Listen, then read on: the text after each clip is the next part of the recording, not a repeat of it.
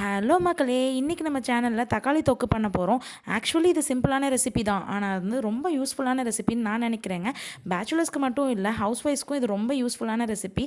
இதுக்கு நான் ஒரு 10 தக்காளி போல் எடுத்து தண்ணியில் நல்லா வாஷ் பண்ணிவிட்டு ஒரு பேன் குக்கரில் வந்துட்டு கொஞ்சமாக எண்ணெய் ஆட் பண்ணி அந்த 10 தக்காளியும் நல்லா சின்ன சின்னதாக கட் பண்ணி அதில் போட்டுக்கிறேன்.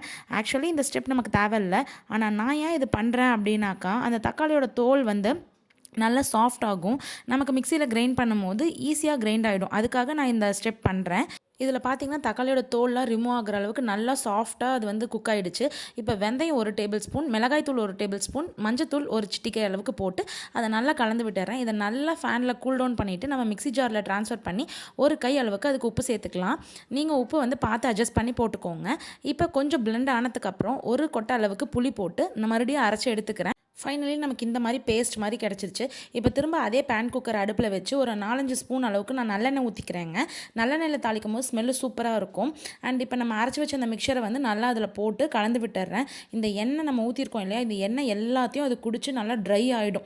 அது வரைக்கும் நம்ம நல்லா மூடி வச்சிடணும். சிம்மில் வைங்க அடுப்பை, ரொம்ப ஸ்பீடில் வச்சிட வேண்டாம். இப்போ பாருங்கள், ஒரு 10 மினிட்ஸ்க்கு அப்புறம் நான் ஊற்றின எண்ணெய் எல்லாத்தையும் அது நல்லா குடிச்சு நல்ல ஒரு கெட்டியான பேஸ்ட் மாதிரி ஆயிடுச்சு. இப்போ திரும்ப ஒரு 5 மினிட்ஸ் நான் மூடி வச்சோன்னே அந்த குடித்த எண்ணெயில் பாதி எண்ணெய் வந்து நமக்கு வெளியில் வந்துடும். இந்த மாதிரி ஸ்டேஜில் அது நல்லா குக் ஆகிடுச்சுங்கிறது நமக்கு வந்து அர்த்தம். இப்போ இந்த தக்காளி தொக்கு ஒரு 75% நமக்கு ரெடி ஆகிடுச்சிங்க. கடைசி ஸ்டெப்பாக நம்ம தாளித்து ஊற்றிட்டோம்னா கம்ப்ளீட் ஆகிடும்.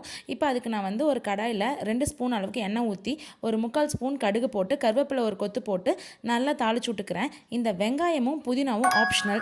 என்னோடய ஹஸ்பண்டுக்கு இது பிடிக்கும், ஸோ நான் அதை ஆட் பண்ணியிருக்கேன். இந்த ஸ்மெல்லு, புதினாவோட ஸ்மெல் வந்து ரொம்ப பிடிக்கும் அவங்களுக்கு, அதனால நான் ஆட் பண்ணியிருக்கேன். நீங்கள் ஆப்ஷனல் தான், வெங்காயமும் புதினாவும் வேண்டான்னா வெறும் கடுகும் கருவேப்பிலையும் மட்டும் தாளித்து ஊற்றினா போதுங்க.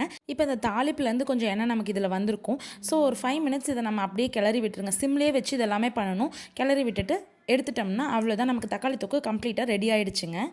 ஆக்சுவலி நம்ம இதில் நிறைய எண்ணெய் ஆட் பண்ணியிருக்கனால இது 1 மந்த் வரைக்கும் எனக்கு கெட்டு போகாமல் இருந்துச்சு. ஸோ நீங்களும் கண்டிப்பாக ட்ரை பண்ணுங்கள். என்னை பொறுத்த வரைக்கும் ஒர்க்குக்கு போகிற லேடிஸ்க்கு இது ரொம்ப யூஸ்ஃபுல்லான ரெசிபி. என்னைக்காச்சும் நமக்கு டைம் இல்லைன்னா டக்குன்னு இதை வச்சு சாப்பிட்டுட்டு போயிடலாம். நம்ம சேனலில் இருக்க மற்ற வீடியோஸையும் பார்த்து என்ஜாய் பண்ணுங்கள். தேங்க்யூ.